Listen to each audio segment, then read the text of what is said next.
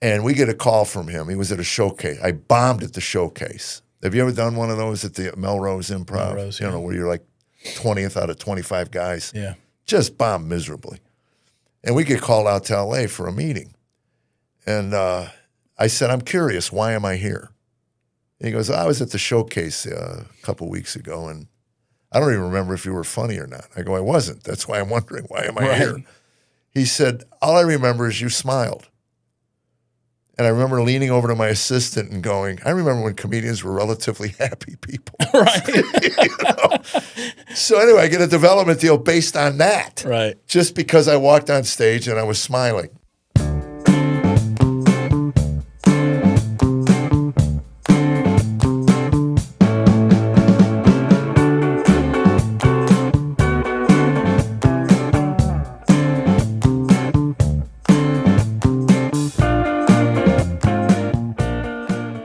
All right. Hey, everybody. This is Jeff Allen. Welcome to Who Gave Jeff Allen a Podcast. We're going to find you. There's 6 billion of you out there, and I know one of you gave this to me. I'm going to find you, and I'm going to make your life miserable. But until then, we are here. Just a couple mentions here. June 16 through 18, I am in California, SoCal. I'm in San Diego, Irvine Improv, Burbank at Flappers. Those 3 shows. San Diego, I think it's Mic Drop is the club. Really like that one. Going to play some golf while I'm out there and hopefully make some people laugh. So San Diego, Irvine, Burbank, come on out. Tickets at jeffallencomedy.com. And do not buy tickets from any other website because of scammers. Believe me, I've had people, unfortunately, my audience, this may shock you, over 60, not really adept on the computer. They buy these tickets and they pay like $120, which shocks me that you would pay $120 to see what I have to do. And then they get to the club and they find out they can't get a seat because it's a fake ticket. And they write to me going, could you refund my $120? And, you know, there's a part of me, I'm just going to say, I think about it, but it fleets. That thought fleets. It leaves. But don't buy tickets from anywhere else other than my website or the club's website directly. And we'll see you out there. What else is going on? We finished the pilot for the book, Are We There Yet? And really got to see the rough cut. Proud of it. We're going to be shopping it. I forgot the card. I got 500 of them, and I forgot the card. We're still looking for a little bit of funding for the last bit of edit. And you can go to my website, jeffallencomedy.com, and there's a QR code. Go on there. It's a 501c. Anything, $10, $15, $20, $25. We're just trying to put the last bit of this thing together, and then we're going to shop it out there and hopefully tell the story of God's restoration and redemption. That's why we wanted to control the finances so that we can control the creative content. You can't tell stories if you don't own it. And we were concerned because of the industry the way it is, that when you come to them, they'll love the alcohol, the drugs, the debauchery. But when you get to the part about Christ's love and Christ's restoration and redemption of a life gone bad, then they're going to want to change that. But they can't because we own it. And we will tell the story the way God intended it to be told. Hopefully, that's our plan. Anyway, anything else, Caroline? Nothing else. That's all. I know there's a bunch of other things that'll hit me on my way home as I'm driving home. I have been looking forward to this guest for since we booked him, and probably prior to that because I enjoy his work. And Chad Prather, Prather. I've answered to a lot of things in life. Yeah. My late father would say Prather. He'd correct people, and I was like, I've been called so many bad things. Right. Prather ain't the worst. Prather. Okay. Chad. So Prather, yeah. Prather. Chad Prather. I'll keep you confused. You are a comedian, a commentator, a speaker, an entrepreneur known for mixing humor, faith, and straight-shooting cultural commentary, which is what I liked about you. Often called a modern-day Will Rogers. My audience, half of them were alive when Will was. So they remember when he was mayor of Beverly Hills. Mayor of Beverly Hills. And anyway, built a massive following through viral videos, stand-up comedy, and hit shows. Before the noise, I'm going to talk to you about that and the Chad Prather Prather. Have we decided it's Prather or Prather? Just call me Chad. I'm like Oprah. Chad. I'm like Madonna. I have one name. Chad, okay. Where he tackles faith, culture, politics, and personal responsibility. Well, that's a rough one in this culture. Nobody knows what that is. Trying to point that out. Hey, aren't you in charge of your own life? With a mix of conviction and comedy. That's interesting. I just saw, I'm listening to a book on tape, and they were talking about the Beatitudes, where Jesus is not condemning. The Holy Spirit will convict; it will not condemn. Right. And it's funny because I've always felt condemned when I committed sins. Shockingly, I do commit sins with a mix of conviction and comedy. In 2022, Chad ran for governor of Texas. I love that, bringing his message of constitutional freedom, common sense, and individual liberty into a political world. Today, he continues touring the country with sold-out live events while building a growing media and business platform that reaches millions. Well, this will take care of that. We're still looking for the guy that gave me this. Whether he's on stage, behind a microphone, or online, Chad's known for challenging people to think deeper, laugh harder, and stand firm in what they believe. And I can attest to that because I'm a fan of yours. He's a father of 4. God bless you for populating it. All I did was replace me and Tammy. Actually, Tammy told me years ago, if I'd have known you were going to turn out the way you turned out, I would have had more children with you. And like a lot of you, it took me a while to find the compliment in that. So anyway, I was looking for it. Proudly calls both Texas and Tennessee home. So God bless you, Chad Prather, for coming in here and coming with us Thanks today. for having me. Oh, absolutely, man. Hey, you mentioned the scammer thing. That's wild, isn't it? The scam, when people come to your show and they're like, man, or they'll send you a message and say, your shows are too expensive for me to go to. Right. And I'm like, they're $25, $35. Right. They're like, well, this was $155. And I was like, you're on the wrong site. Well, that's it. And it's so funny. I didn't even realize it. I bought Chris Stapleton tickets, and I don't know if I paid way too much because anymore those concerts are ridiculous. I spent, to take my beautiful wife, $800 a ticket to see Justin Timberlake in Atlanta. I know. And I looked at the audience. Now, you would think Justin Timberlake 10 years ago would have a pretty youngish skew. It was all 40 to 60-year-old women and their husbands were just sitting there going like. It's an amazing phenomenon. I was in Vegas this weekend, and we went to Blake Shelton's show. Yeah. And my road manager for years, he used to say, I know a Chad Prather audience when I see it. Like he'd see them. You know how you'll see people, like you'll look outside the venue and down the street, there's people coming from dinner or drinks across the road, and you'll see them there. You know they're coming to the show. You just recognize your people. And he would say, I can always recognize Chad Prather audience. And I was like, yeah, they're older, but they have money. Like they can afford to be here. Right. We went to Blake Shelton, and everybody, one, they need Ozempic or something. Like they need to. There were some people who couldn't fit in the chair, Jeff. I mean, I was like, but I'm like, these are my people. These are my people. But it's amazing when you think that the demographic's going to skew a certain way, and you're right when you say this older generation, they don't understand the internet. And AI coming along is crazy. I had a lady at a show in Raleigh, North Carolina last year. She got scammed out of $103,000, thought she was loaning it to me for 2 weeks. A guy in, I don't know, Southeast Asia was praying with her, writing out prayers and like talking to her, and she thought she was loaning that to me. It's gone. I mean, I've seen people scammed for $10,000, $15,000, $20,000, same way, but $103,000. Be careful out there. We need to have somebody on the show that's in cyber crimes or something. I got a guy who can do it. Oh, that would be great. I got a guy. He's good on shows, too. Because it's common within people over 60. Yeah. My father-in-law would click on things, and he had nothing. I mean, so fortunately, he had nothing to take. But Tammy would tell him, Pop, you just can't be clicking on things, that come into your, text message, and, or you answer to it. Right. Somebody sends you a question, you're like, who is this? Don't even do that. Yeah, if I don't recognize it. And I go, I've been in the wrong business all this time. Right. Well, that's I was telling Tam, where were we at? Where were we just at? Cleveland. I was doing hilarities last week, and parking for the Cleveland Indians, Guardians, Indians. Yeah, still the Indians game. $50 to park a car.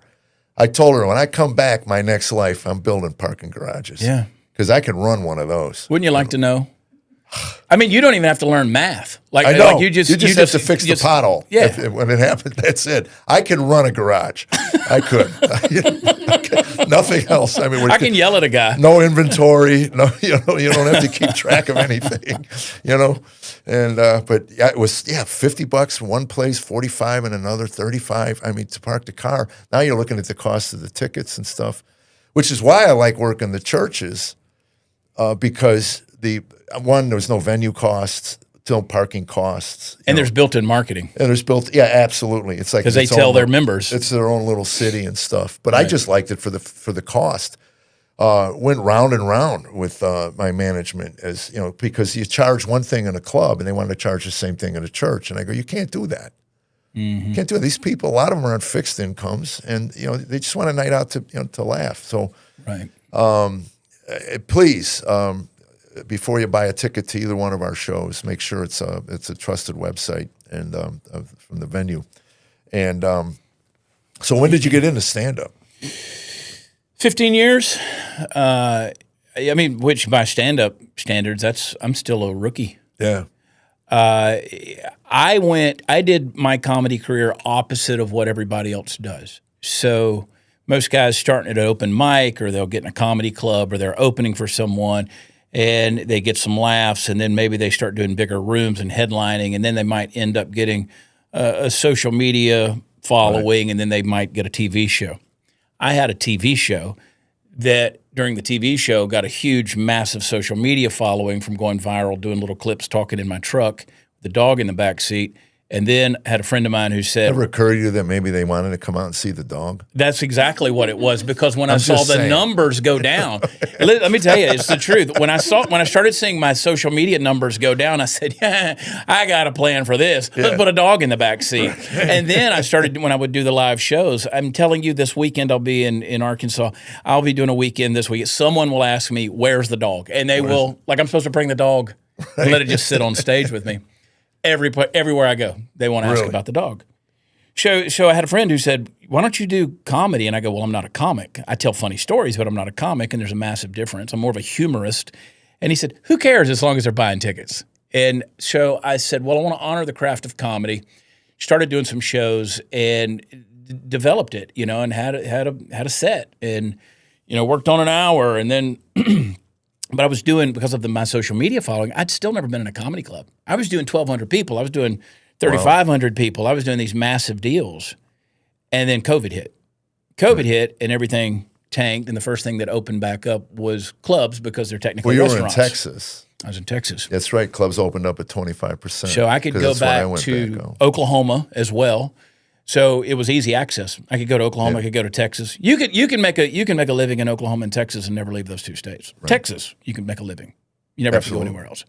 So I was doing that, and then so I've always kind of been running simultaneous tracks with various things that I was up to.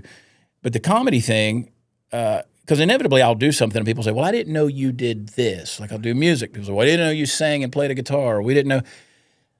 And I've always tried to mix all those together, and so I still, to this day, I always tell people, I'm really not a comic. Because the comics, but just because of where it came from. And then I've got comedian friends who say, you really got to stop saying that, because you are. And I just didn't grind it out in the trenches the way a lot of guys do. Well, don't apologize for that.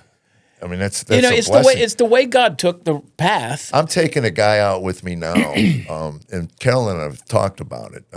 A young guy, 35. He's been at it about 14 months, and he's working, relatively sold-out shows with an audience that's prime and ready to go. Yeah. And part of me thinks I'm enabling him to think that this is real. This is not the way it. Somebody 14 months in the business. Yeah. And he's getting better and better, but which makes me feel good. Had I not seen any growth, I'd probably pick somebody else up. But to see the growth and the but it's not real. It's certainly not the way I started. Right. I've got a guy that went on the road with me for 6 years, and our voices are very different now. And I basically told him, I said, it's time for you to go out and do your thing. I taught him the business side of comedy. He's funny. Yeah. He's a hilarious comic. But he didn't know the business side of it. That's important that people don't understand. Right. And I've heard this, it's a cliche, but it's true, show business. Right. You can have the show. I can attest to that. I ran myself into the ground. When I got to Nashville in the 90s, I was bankrupt and I owed the IRS piles of money running my own career. Right. Well, none of that's changed for me. I'm still there. You just know the business. I understand it now. I know why the letters are coming in the mail. Well, explains the beard, because when you got a beard, you can pontificate and sound, and I've just stopped dyeing. Wise. And I don't dye the gray anymore. Well, I just let it go. Maybe they'll think that there's wisdom in there. You look wise with a beard. There's not any. There's no wisdom. But I've always said, if you want to understand the secret to any success I have, you've got to be comfortable with the vocabulary of the divine, because that's the only language that I can use to explain it. It was a God thing. Right. And those happened to me when, for much of that time, I was rebelling against God. Knew God, rebelled against God, because I was mad at God. Were you raised in a church? I was raised in the church. And I actually went to college, University of Georgia, then went to seminary. And from seminary, I pastored for 10 years. I was the funny preacher. I was a terrible pastor. I was a great preacher. Terrible pastor. Because I'm a bottom line kind of person. You got a problem, let's fix it. Most people don't want their problems fixed. They want their problems understood. Because if you take their problems away, they don't know who they are anymore. And so most people just want you to pat their bobo and they come back in and we'll ask you how it feels again next week. I'm not that guy. Yeah. So I was the funny preacher, and I was always a storyteller. And I just kind of got hurt in the church. I was in some bad situations. And I said, if this is all there is to the church, I'm done with that. I'll go out and make a living just being myself. My wife at the time, I remember I was at the gym. I was not in the gym. I was at the gym. There's a huge difference. Yes. I was in the parking lot, and I called my wife at the time, and she grew to not want this life back then. But I called her on the phone, and I said, I'm going to go make a living just being myself. And she said, what's the street value on your personality? I said, we're about to find out. Fortunately, it's been okay. But that was a long decade of a lot of beating my head against the wall. A lot of opportunities. Which is a good fodder for humor. Yeah. Once you get out the other end of all the pain and the tragedy. When you realize you survived right. it. Yes. You can tell people how stupid you are. I often have said, I don't, like, everybody's offended these days, right? You can't tell a joke. They're so thin-skinned. So I just preface a lot of things with, I don't care if you're gay, straight, black, white, male, female, fat, skinny, identify as he, him, she, her, they, them, or she, him. I'm going to make fun of you. But I'm going to make fun of myself 85% of the time because I'm the stupid one in the room. So if I got to make fun of me, I'm going to make fun of you too. So let's just get along with that. Sometimes it works. Most of the time it doesn't. But when you go through that junk that you ultimately realize that the biggest enemy to you is you, alcohol, drugs, anywhere you could try to find reality, whether it's in the bottom of a bag of drugs or a bottle. I remember Reno Collier say to me, we were out doing some shows together years ago, and I just, Reno was a drunk. Like Reno would tell you. Reno.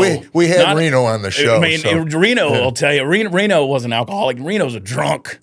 And Reno used to tell me stories. Other drunks looked at Reno and went, wow. Wow. Yeah. This is the guy Reno used to tell me. Those were the guys that kept me drinking 5 more years.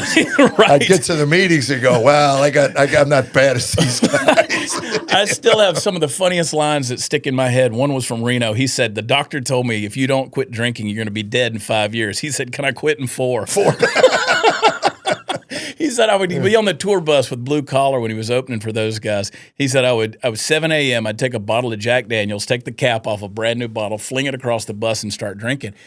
And Reno since lost like 150, 200 pounds. I mean, he was death walking. And I remember back then we were on the road somewhere in America, and there was a guy driving, and I was in the passenger seat, and Reno was in the back, and I didn't care. Like I just took a line of cocaine on my hand, ripped it off. I didn't care who was watching. And Reno goes, Chad, we really need to talk. We really need to talk. And there were people in my life who were there, and I just said, I'm not listening to anything right now. I haven't found reality there. I'm looking for reality here, and I just knew it was all futile at that point. So here was a guy who came from where he did, went down into the bowels. I'd gone through a divorce that was nasty, costed me a lot of money. All of this exterior success. Internally, I'm in turmoil. I'm depressed. I'm medicated. I'm self-medicating. I'm drinking. It was basically I did not have the boldness, the courage to kill myself, so I was going to do it that way. It was basically a slow suicide. And no one in your life to slap you around and tell you, because when you're God of your own life, there's nobody above you. Well, I was angry at anybody in the church. Anyone who had been a mentor or a, quote, spiritual father to me, I was angry with them. And it wasn't their fault. It was my fault. Interesting. You know, I learned in therapy when I first got into recovery that we tend to search outside of ourselves to validate our insides. So when you're angry, bitter, jaded, cynical, and foul-mouthed, and people look at you and go, what are you so angry, bitter, and jaded about? You got a beautiful life. You know, you got all this success and stuff, which wasn't my case, but I had a beautiful wife. I had healthy children. I mean, you check the boxes in a job you love, which is why I got into politics in the 90s, because I was so freaking miserable. It's so easy to just point your finger at whatever particular group you want to point your finger at. It's because of them is why I'm so miserable. So you, at that point, you weren't a political animal. You were just partying, I was partying, but I were angry with the church. I kind of cut my teeth at that point in time.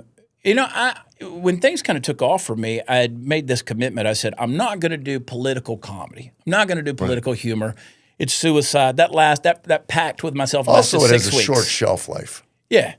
But that pact with myself. Stories about my wife have lasted 30 years. And stories about getting older, stories about getting any medical procedure. There's a shelf becomes life a bit to those. But I back then, I said I guess it was 2015, I did a video where I said, trying to pick which candidate to vote for because at the time it was the primaries. That was ultimately became Clinton versus Trump. And I said, trying to pick which candidate to vote for is like trying to figure out which venereal disease you're most okay living with for the next 4 to 8 years. There's no good deals here. Either way, there's going to be a. That was always my line. Give me another choice. You don't like my choice. Give me another one, because there's only two. That's it. And I went into the voting booth that year, and there was Hillary Clinton and not Hillary Clinton, and I voted not Hillary Clinton.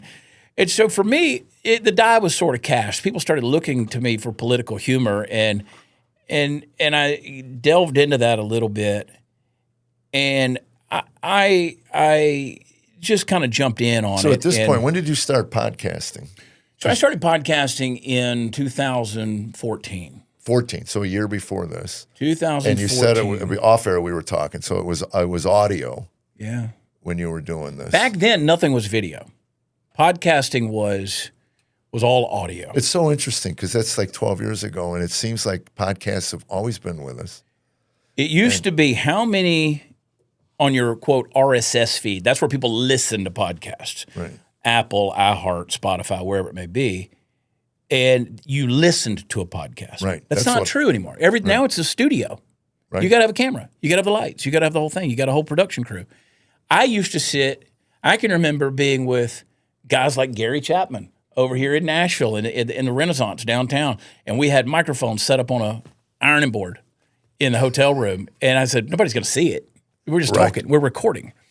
And so we would do that. And then I can remember Blaze, which was Glenn Beck, the Blaze Network came along and said, we want to carry your show. And I go, I'm not really making any money. I was with Podcast One out of California. I said, I'm not really making any money. Why don't I want to come over to the Blaze? And they were like, well, we're going to start you off at $150 a year, guaranteed money. I was like, hey, wait a minute, what? Guaranteed money? And I just got to talk. For talking? I mean, I can make a living running my mouth. And they were like, yeah, like, haven't you been doing this? And I was like, not with those numbers.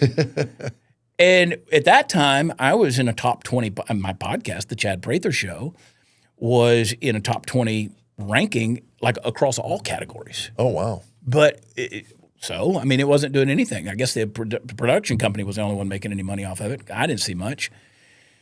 So the Blaze came along and sort of showed me what podcasting is now. They showed me what that looked like back in, I guess, 2017. Okay. And this studio, you know, because we were in the old Paramount studios. Glenn had bought that. That's where they filmed RoboCop, all the Barneys, Dynasty. Chuck Norris. Walker, Texas Ranger was filmed there. So this historic That's Paramount kind of studio. when I got involved with Glenn was during the he did those 3 big events, Man in the Moon. Right. He did the Love something down in Yeah, Dallas. and so you would do those, like all those sets are still in the back of that. Right. The Moon is up there. People would walk through there. You know, Glenn has got everything. He's got Forrest Gump's bench where he's sitting like, those are comfortable shoes, you know. Yeah. He's got George Washington's hair in there. He's got Abraham Lincoln's the lapel of his coat with his blood on it. Washington's teeth. He's got all of it. He's got his compass, his surveyors. Who whittled them. I'm telling you. And the guy that whittled them, did he put his name in there somewhere? Got a little initials. Yeah. He has more Abraham Lincoln artifacts next to the Smithsonian.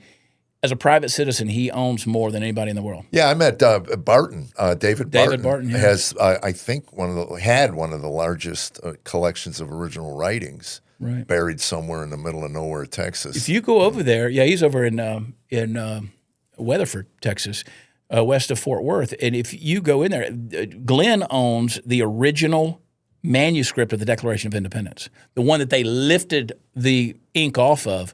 So you look at that, and it's there in the museum, and in the margins, you'd see something cross through, and then whoever crossed through it and made the edit would sign their name. So like there's Benjamin Franklin, who made an edit.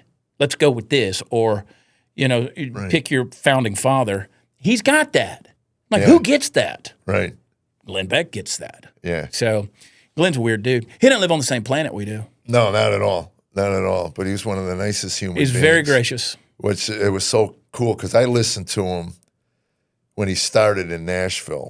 And Bobo the dog, I don't know if you remember Bobo, where he said he's going to kill this puppy if his book isn't made #1 on Amazon. And every day you'd hear the puppy go, he goes, I'm going to have to kill Bobo. We're at #3. We're not at #1. He's never looked back. And I kept wondering what the payoff was going to be.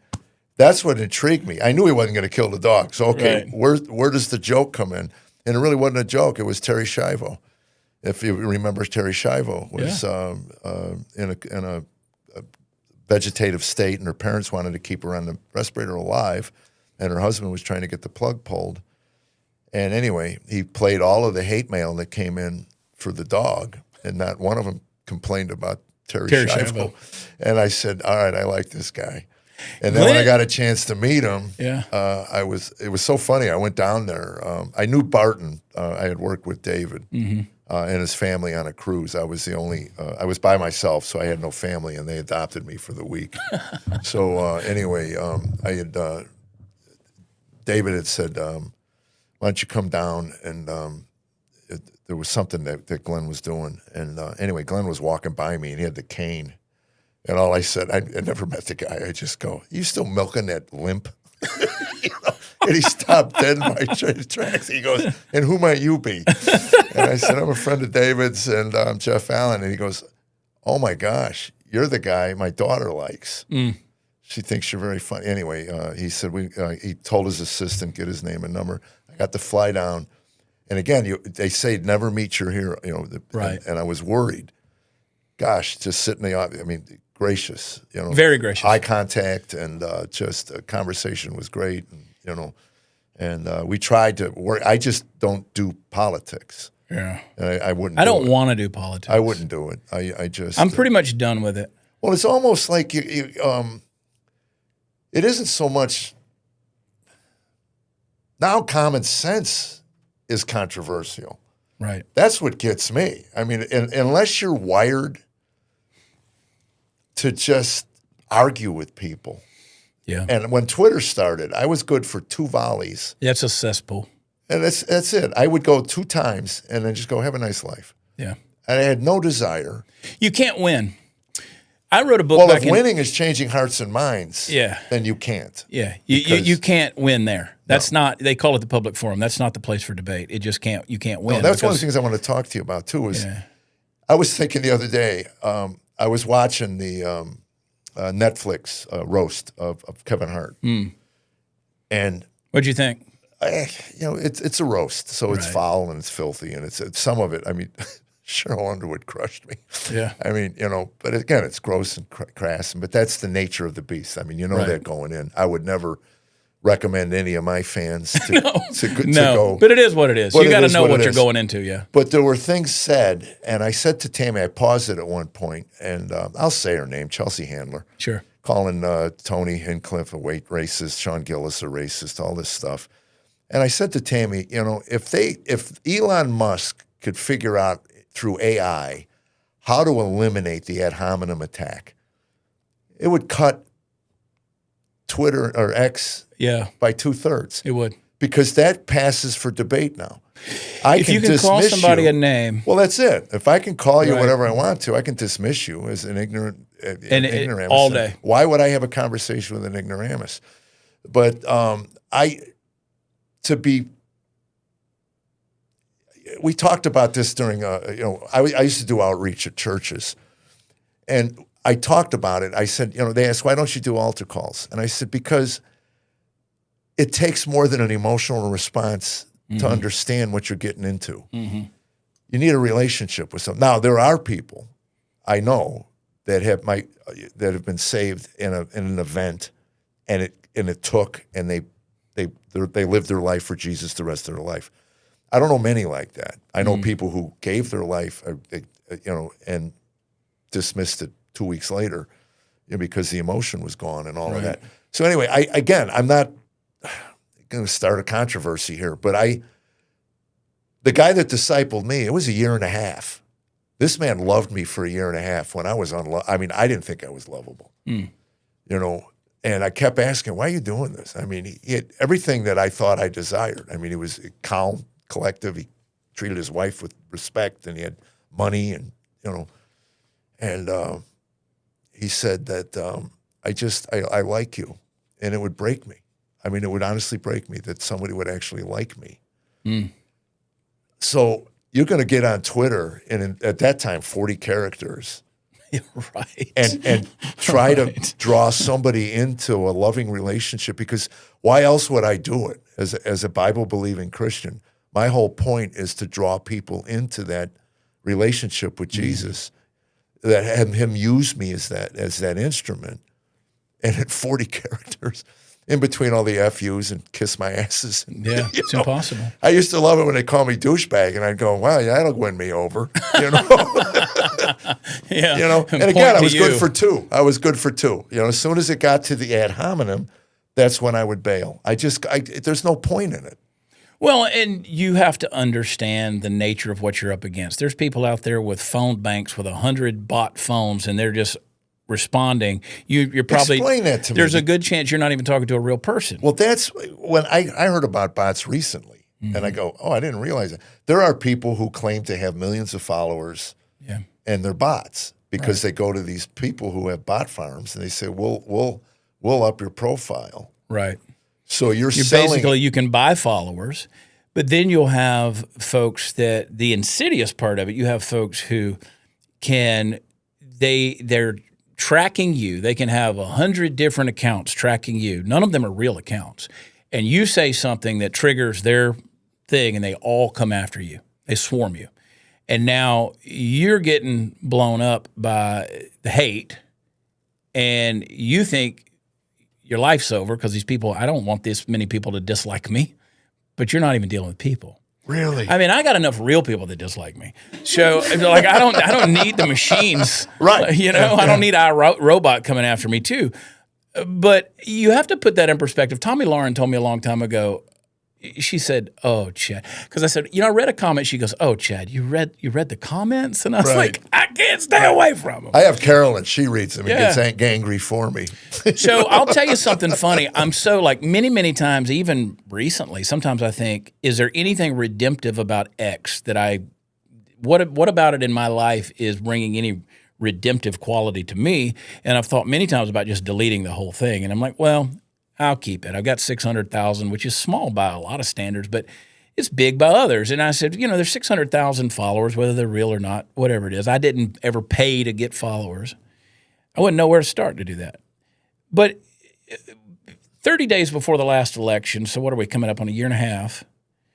30 days before the last election, I felt impressed to start posting a prayer every morning, specifically praying for the upcoming election before Trump in 24. And so I began to pray.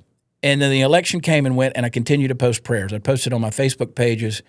I'd put it wherever I could put it. And I just didn't want to put it on X. And I go, because I know it's going to come. It's going to be so much hate. And I really want this to be a redemptive thing. And finally, I felt like the Lord said to me, what's the point if you're not going to put it there? Like, that's where the lost are. Like, that's where the hate is. That's where the evil is lurking. If you're not going to penetrate the darkness with the light, what's the point? And I said, okay. So I started putting it there. The most positive returns and fruit have come off of putting it there. Really? It's amazing. Praise God. It's amazing. You'll have people, I look every day, I'll post it, and there'll be 1,200 to 1,700 reactions to that prayer. I'm still doing them. Did one this morning. So here we are a year and a half later. Put a prayer, write the prayer in the morning. You know how much work it is to do that? Like, you got to pray about what to pray, and then you got to pray it, and then you got to post it, you got to write it, you got to post it, and then you got to pray it with everybody, and then everybody's going to talk about your prayer again. We're praying. And Jesus is on the cross going, oh, poor you. And I know. I'm like, poor, pitiful do I you. really have to carry this? It's an X account, Jesus. It's like a buddy of mine, Spencer James, who's a funny comedian. He said, he was opening for me one time. He said, I kind of think, I don't know why this comes up, but he's like, it's people that talk about cyberbullying. He said, cyberbullying, all you got to do is go, click. Right. Well, I had a woman it's over. complain about the podcast. She said you could leave the religious stuff for another channel or something. And I wrote her back, and it's a flip of the thumb. Just keep on rolling. Just scroll past Watch what you want to watch. Yeah, exactly. But I've seen more fruit come out of that and more positive things that have happened that I think truly have been expansive to the kingdom. And that's been a reward for me. And now some days I got a couple of young kids that are 24, 25-year-old that work for me that they'll kind of keep the algorithm refreshed every now and then with something that's going on. We might make a post about it. But I try not to look at it. Like, I'm at a point now, Jeff, where like the Chad Prather show, which we started 12, 13 years ago. Like, I told my producers this week, as a matter of fact, I said, that's going away. We're going to change that because I don't want to talk politics. I don't want to talk about the headlines anymore. I started doing these short form podcasts that are about 15 minutes long called Noise Bricks, and it's a takeoff from our Before the Noise morning. Which I want to talk to you about that. I've been familiar with that, and I love it. But you tape that like at 3 in the morning or 4. It's early. Yeah, it's early. But Before the Noise. So I love the title of it. And the Lord gave me that. I know that's an overused kind of statement, but it really was, and I never questioned it, and it's worked. And a couple of years ago, in the midst of all of my, I'd gone through a lot of hurt, man, and just most of it self-induced. I'd gone through a lot of pain, and I was carrying it physically. Claustrophobia. I mean, I was, just couldn't sleep at night. Just my dog would walk around going, this guy's about to shoot himself. And, my dog was looking at me worried. And it was one of those kind of deals. They do have a sense. They know. Yeah. And I'm at home alone, which I lived alone. And so I'm in this big house all by myself. And I'm just kind of echoing through the rooms in middle of the night. And I'm like, God, I can't live like this. And I had suicidal thoughts. I mean, I don't make light of that. I really did have. It's like, because if this is all there is, because to your point a minute ago, you look at your life and you're like, I got money. People love me. People want to be in my presence. Like, I have people who care about me. And I'm like, I've got kids that are amazing. I don't know where my kids came from. They're ridiculously smart. I don't know where they came from. But but still you got that voice, that lie whispering in your head saying, Well, the people think that it's the circumstances that drive people to suicide. It's not. It's Not isolationism and hopelessness. yeah. And now that could be, the symptom could be the circumstances, but your circumstances are constantly in flux in life. And you can't be attached to your circumstances. So if you get isolated and you allow that voice inside of you to take control, I can see it. Believe me, I've talked to enough people over the years through the 12-step programs. The brain's a wild thing. And that hopelessness is what you see in the younger people. I can feel it at the airport. I'm sure you've done this, where you sat at the airport. That's true. And you see these young men and women just sitting in their chairs with their phones and just looking at them. I mean, there's nothing in the eyes. Their parents, you could see them, speak to them, and there's nothing. I mean, and you want to walk over and just give them a hug. I see it all the time. I see it I'm in the airport every week, and I see these people, and it's funny you bring that up because I start praying for them immediately because it's like the Lord points people out. And I'll talk to them if I can, but I see them. It happened to me this past week in Vegas. You can see it a lot in Vegas, just the emptiness. But on the circumstance thing, I've often said, if your happenings happen to happen happily, you'll be happy. But if your happenings happen to happen unhappily, you'll be unhappy. Right. So you can't be basing life on your happenings, because my happenings looked great. A lot of people would trade with me. Right. But I was miserable. Absolutely. And I was watching a Houston Astros game sitting in the living room. Well, that'd make you miserable. I'm telling you, I was adding depression upon depression. And the only way I know to describe it is the Lord walked through the room, and I stood up with that claustrophobic feeling, like I was suffocating. And all at once, I broke, and I wept, and I turned into I call it my bubbling pile of goo. And it just fell on the floor. And there was so much regret that welled up in me. So many things that I had done that I could never take back. And the hurt started coming, and the repentance started coming. And I said, God, what do you want? What do you want? I was physically saying this, and I felt like the Lord said to me, son, I made a lot of investments in you as a young man, and now I'm about to make some withdrawals. And at 50, at 51, I'm 53 now. At 51, I said, this is wildly inconvenient timing. And so the Lord and I kind of had a conversation through my snot bubbles that I was blowing. And I said, Lord, does this mean I can't go out and be funny anymore? And he said, son, let me be honest with you. You never really were that funny. I knew the Lord was a Texan. Son. And, it's funny how God uses your vernacular to get your attention, right? Yeah, exactly. So I started on this journey of saying, okay, God, I'll do whatever you want me to do. I'll give it all up. I don't care. I'll just do whatever you want me to do. And I was in a hotel room and somewhere in America, and woke up at 3 o'clock in the morning, and I felt just this impression that said, your morning Bible readings, I want you to go live on all your platforms. That represents, 4 million people, I guess, between the YouTube and Rumble and Facebook. I've got 4 different Facebook pages, X. I want you to go live on all of those, and I want you to share your whatever thoughts you're having when you read the scripture in the morning. Okay. So I said, well, I'll plan that out. I've got a studio in the house. I said, I'll start next week. I got home Sunday. You do the weekend. You're home on Sunday. I woke up at 3 o'clock in the morning, Monday morning. And again, everything happens at 3 o'clock in the morning. I said, no, we're starting today. I didn't have a week to prepare for it. Wow. Starting today. And so I went live. I grabbed the book of John, and I said, well, what am I going to do? I'm just going to work through the Bible, expositorily, verse by verse. Book of John. And I'm weeping. You go back and watch those old episodes. I'm weeping. I mean, the whole time I'm just crying. I'm like, here, cowboy hat and crying. I'm like, let's go. And so I'm working through John, and it's like 10 minutes long. The next day, 10 minutes long. Next day is 10 minutes long. And so this goes on for a couple of months. And by the way, I said, what am I going to call it? Like off the top of my head, Before the Noise. It's that early in the morning? Yeah. Before the Noise. So I was doing it at like 8 Central at that point, which is reasonable. Right. And then Rumble, which is the Canadian version of YouTube, which is kind of a free speech advocate. A lot of people don't realize they're Canadian, but they are. Which is, I own stock in Rumble. It really is ironic. I bought a bunch of stock in it. I saw the CEO, and he was impressive. Yeah. And then when they started building their own server farms, yeah, to get away you know what's from funny? Amazon. They're great guys. They really don't know much about American politics, but they're great guys. I didn't know they were Canadian. That's so Canadian. funny because to be a free speech platform Out of Toronto. coming out of Toronto. So they called me up and they said, hey, we like what you're doing. And I said, thanks, appreciate that. They said, could you do it for an hour every morning? I go, an hour? Yeah, I probably can, but why? And they said, because we want to feature you on the homepage every morning of Rumble. So when you go to rumble.com, the first thing you see is going to be that Before the Noise program playing live. They said, but we need you to do it earlier in the morning. So I was doing 7 Central, and because I'm still in Texas at the time, and Texas and Tennessee, but most of the time I was in Texas at that time.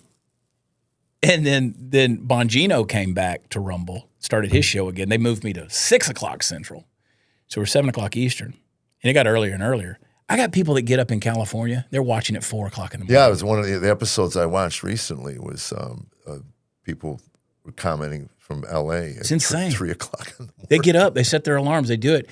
But I said It's a great way to start the pastors, day. It really is. I said for an hour. I said, most pastors, they work to prepare a sermon a week, maybe. I grew up in the Southern Baptist, where you got Sunday morning, you got Sunday night, you got Wednesday night. That preacher was working. Yeah. And if he's going to say anything, that's before the internet. That's before they could look stuff up. They had before books. AI and chat. Yeah. We have a pastor. We do a small group at our house last night, and you can always tell what the AI questions are. You sure can. Yeah, they're just you sure can connected to anything. I always say, you gotta give it to the apostles. They turned the world upside down without television, telephones, or telethons. They had teleperson. Right. Like back in the day, you just had teleperson. That's how you grew things. Well, and you saw a life well lived. Mm-hmm. And that's, again, I go back to the man that discipled me. He got involved in my messy life, and I saw a life well lived. I saw it, and I call it a sweet aroma. It's when it comes out, when a man is living a godly life and a strong male, there's an aroma to that is attractive to another man. And again, you go on X with that, they'll turn it sexual or whatever. It's not at all. It's just they don't get it. No, they don't at all. I mean, and without strong males to pour into young men. It's interesting. I was talking to a pastor recently, and the whole controversy, everything's a controversy, whether or not women should be pastors or not or whatever. And all the pastor said to me was, I don't care. He said, I just don't want women telling boys how to be men. That's all. I want men raising men, and that makes perfect sense to me. It does. That shouldn't be controversial. Yeah. Bobbed hair, bossy wives, and women preachers, man. I tell you, it's the downfall of I called Beck. I texted Beck one day, or not text, I emailed him once during something, and I said, I forget what the amendment is that gave women the right to vote, but I said, that's what's destroyed everything.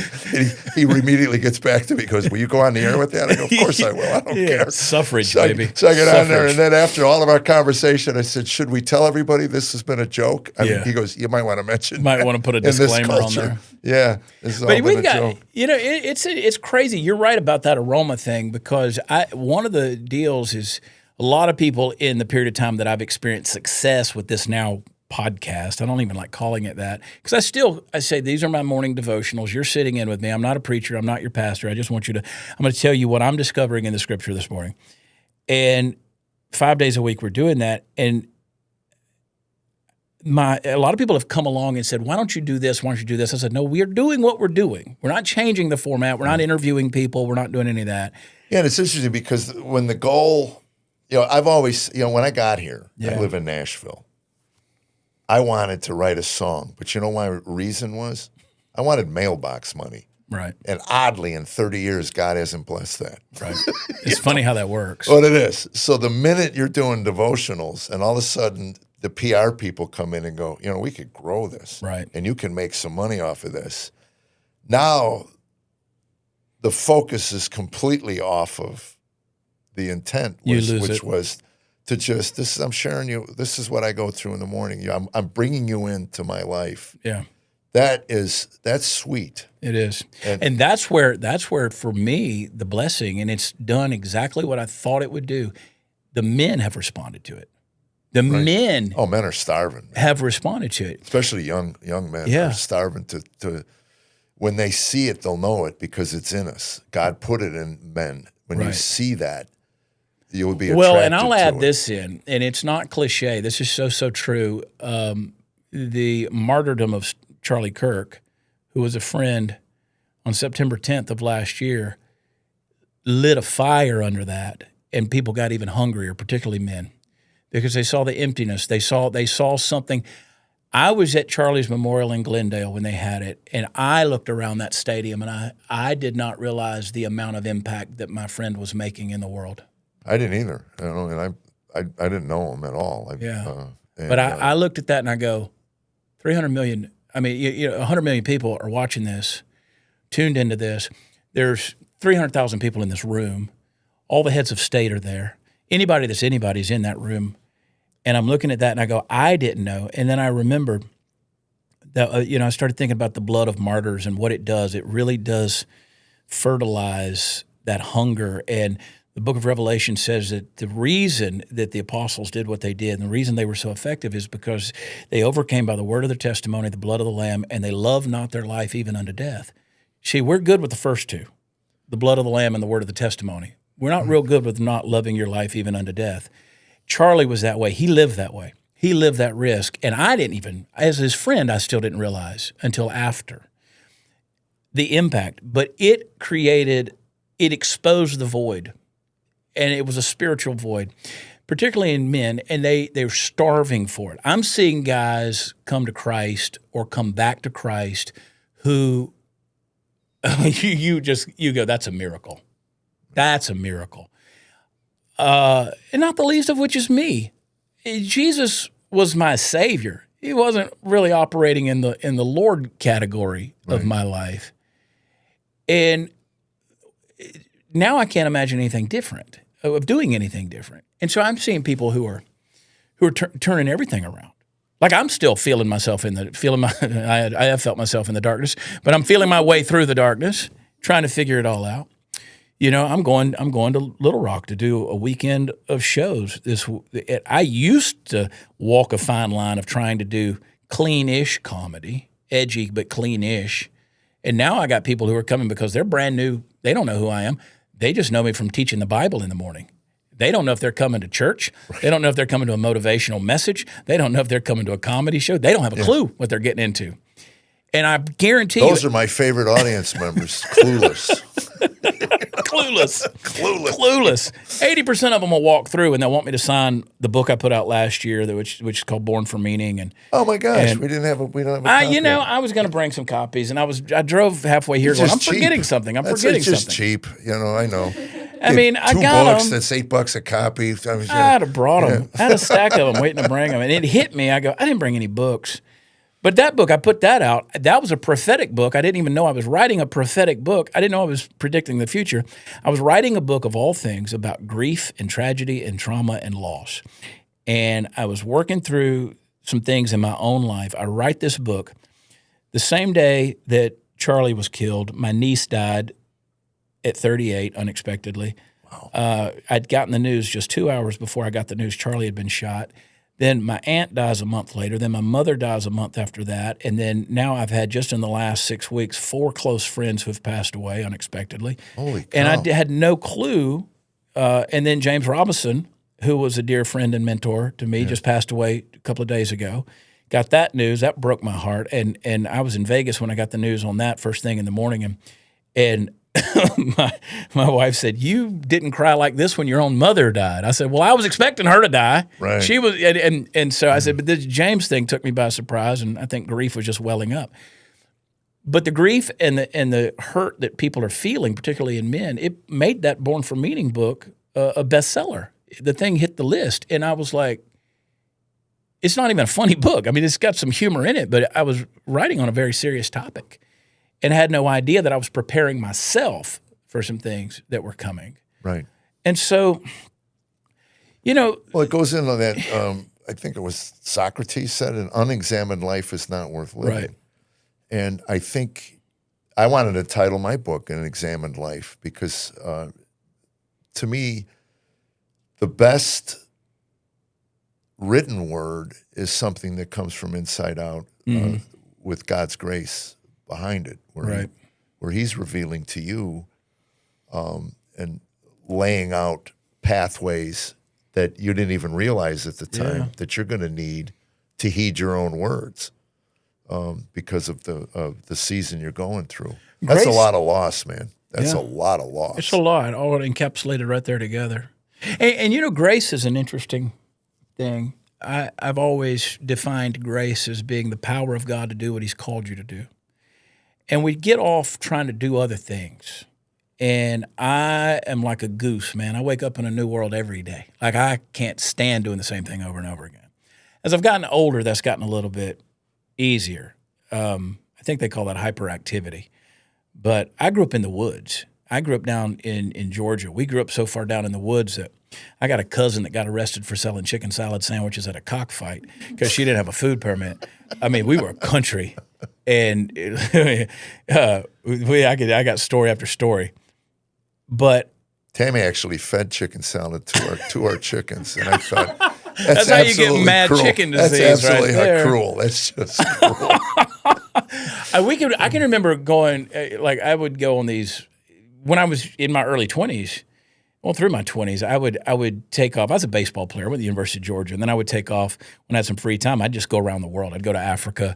I'd go to Central America, and I'd travel with these doctors. I met the mother of my children. I met her in Nigeria, went all the way to West Africa to meet a white girl from Alabama.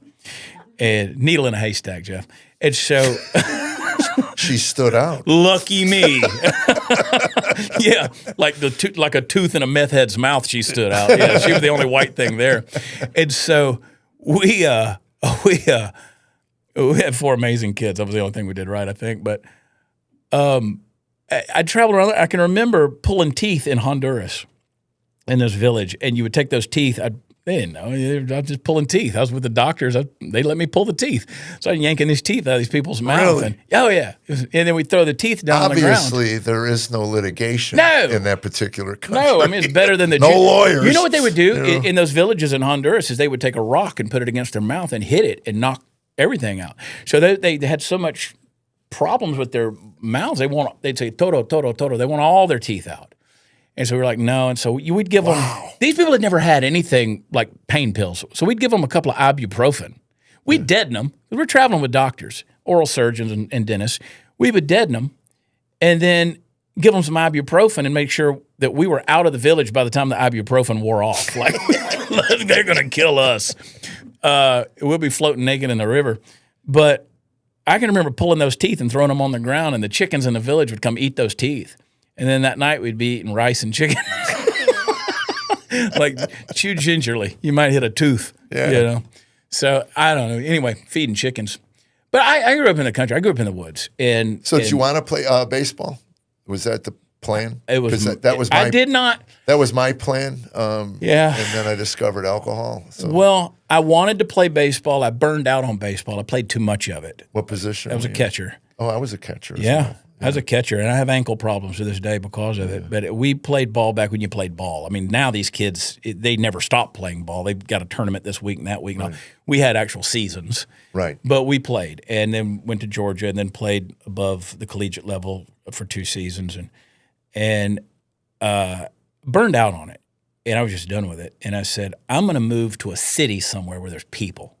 I always thought of myself as an extrovert. Again, just hyperactive. I'm going to move where there's people. I'm going to move to a city because I grew up in the woods, just me and the dogs and the trees and the horses, and I was just done. And so I did that. And that was part of me hiding in plain sight. Like I was just, when I was kind of running from things. And yeah, I get that. I used to say I would read the definitions of alcoholism, and one of them was drink alone. Well, I never drank alone. Right. I was always in a crowded You were bar, with people. But I was always alone. We were with people. I would tell. But I was with people. Someone said the other day about my wife we made a big joke out of this. She likes to make something called detox soup. I have a very choice phrase that I call it about what you do in your pants when you eat that soup. But it's, poop your pants soup, and all one word.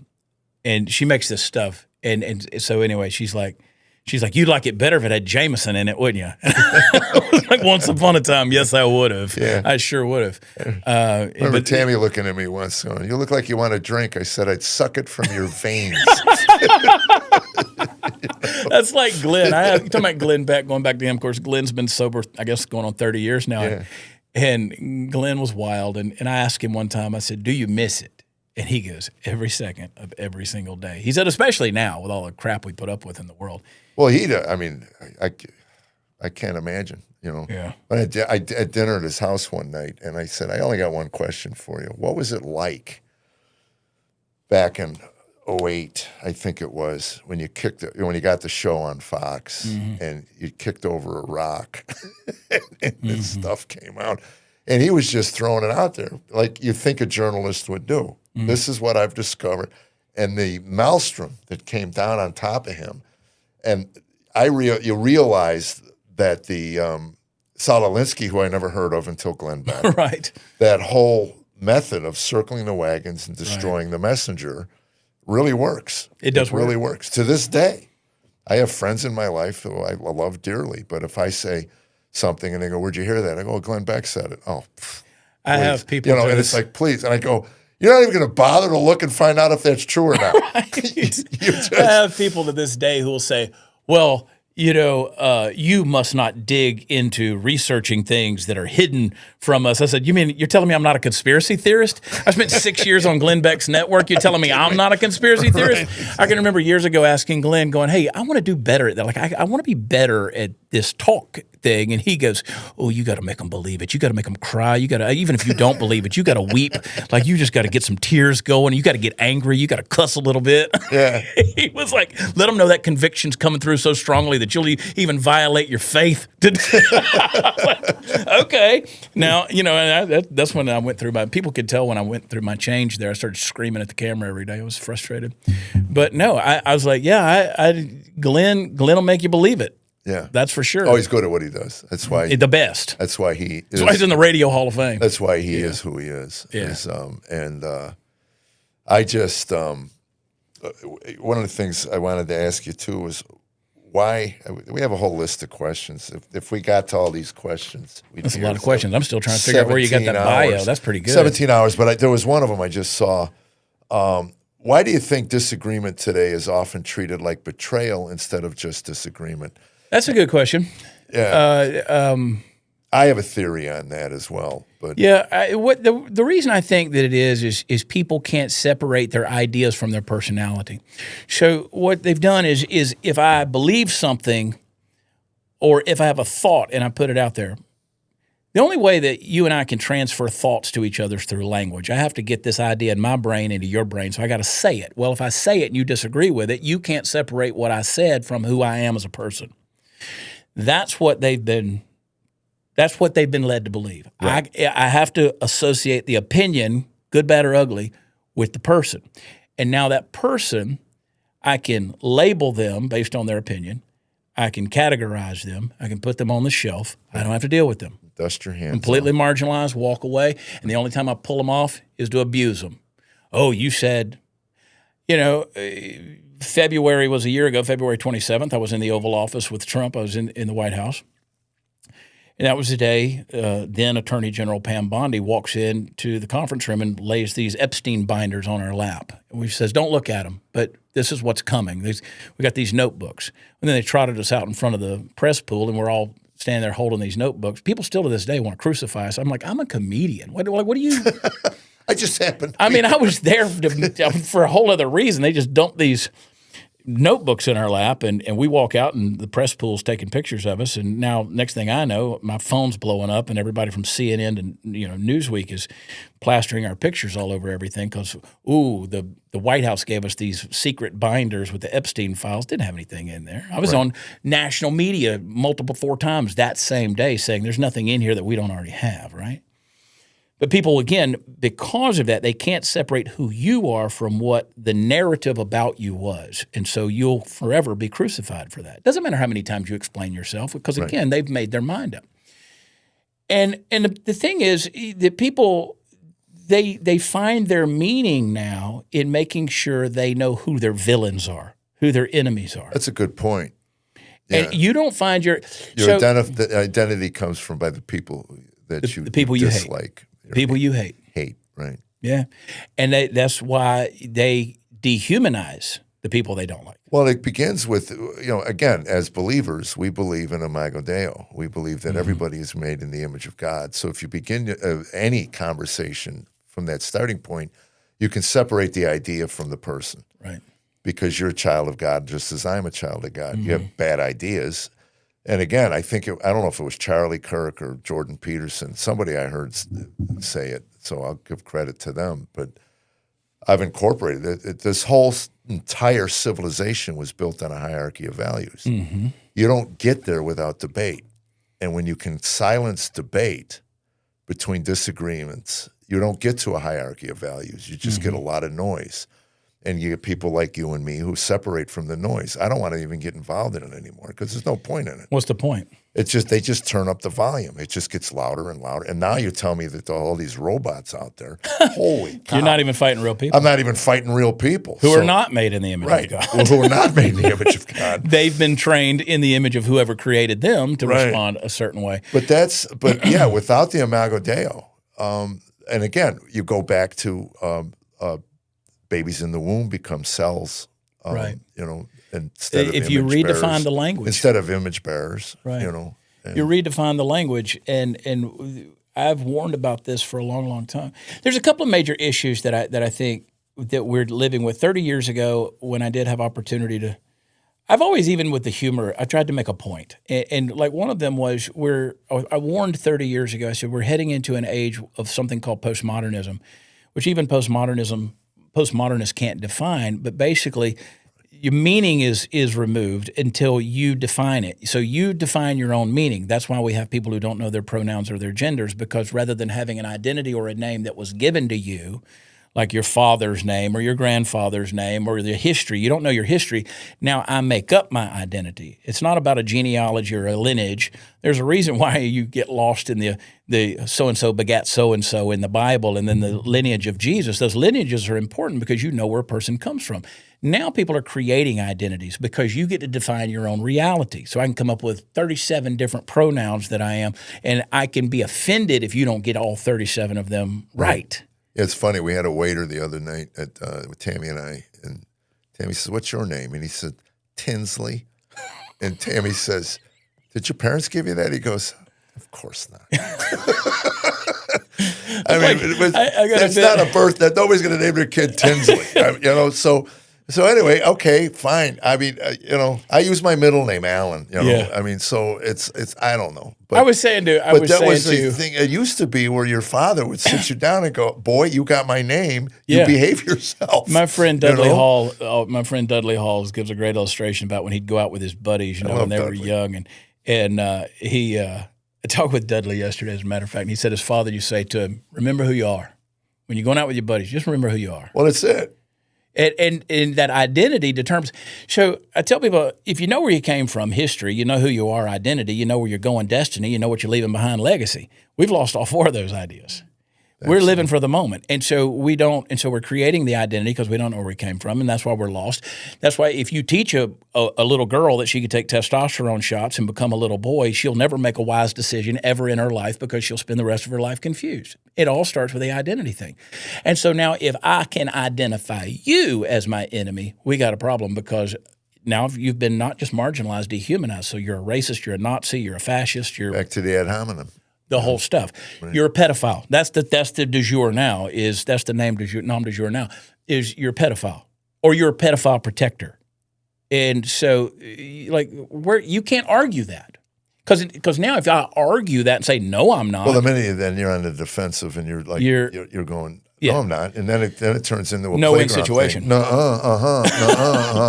you are, but what am I? Yeah, right, exactly. So I just decided a while back. I'm going to engage in telling people about Christ, and I'm going to see. Well, the image bearer, and I'm going to say this is what we're about, right? Because the politicians aren't going to save you.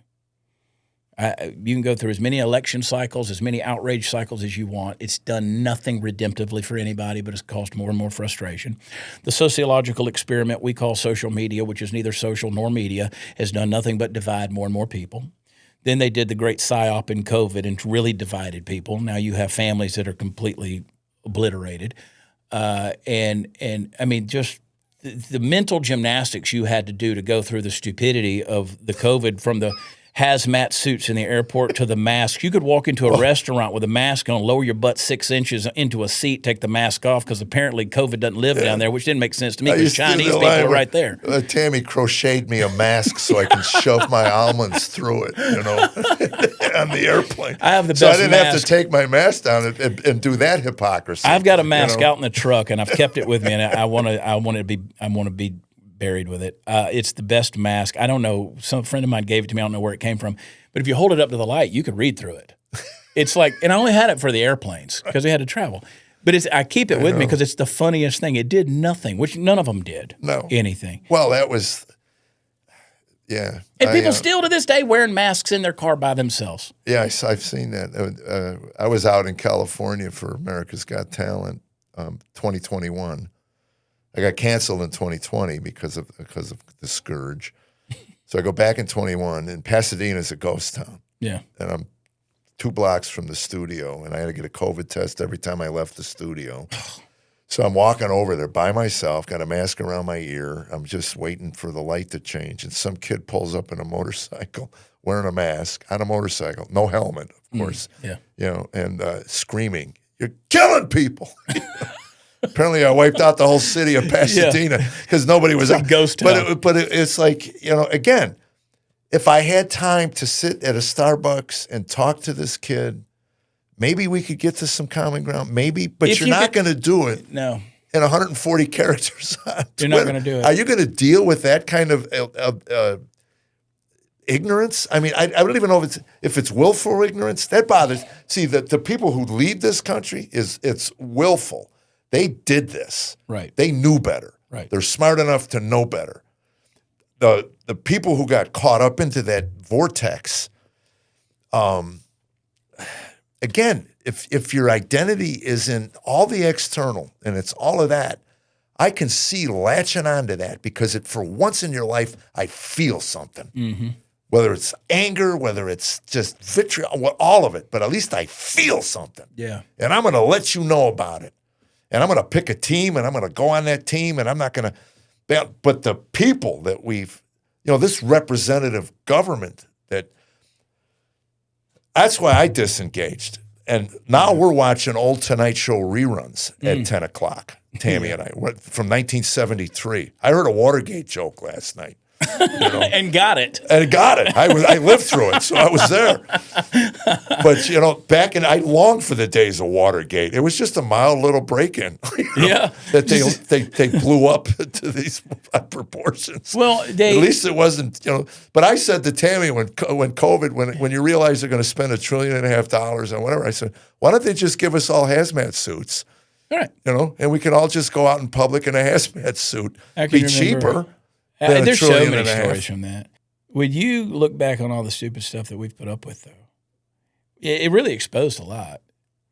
But I think God will use it as a blessing. I think that when I was doing, as I made a comment earlier to Carolyn about how the COVID period of time for me was a blessing and a curse. I got a lot of things done.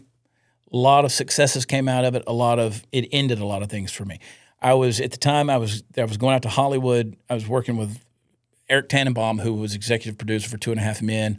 He liked a project that I had written, wanted to do a sitcom.